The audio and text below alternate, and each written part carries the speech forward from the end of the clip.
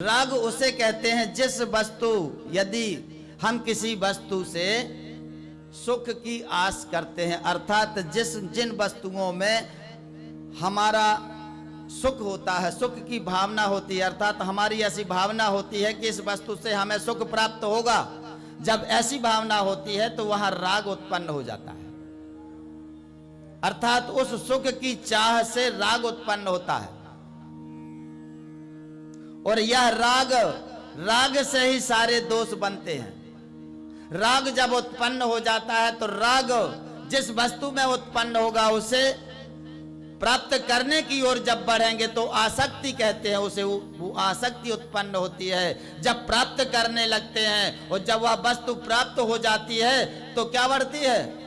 तृष्णा बढ़ जाती है। फिर तृष्णा अर्थात और मिल जाए, क्या?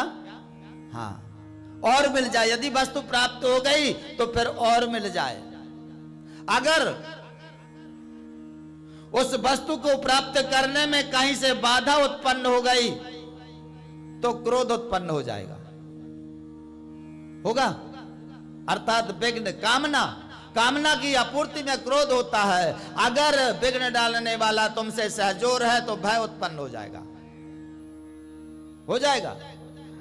जे संपूर्ण दोष राग से उत्पन्न होते हैं, अर्थात वही भगवान के द्वारा प्रदत्त प्रेम का जब तुम दुरुपयोग करने लगते हो तो वह राग में परिवर्तित हो जाता है। क्योंकि भगवान ने प्रेम अपने लिए, भगवान से प्रेम करने के लिए दिया है, भक्ति करने के लिए दिया था। और जब तुम उसका संसार में करने लगोगे तो उसका परिवर्तन हो जाता है, तो वह राग में बदल जाता है। और जब की ओर मुड़ता है तो वह अनुराग बन जाता है।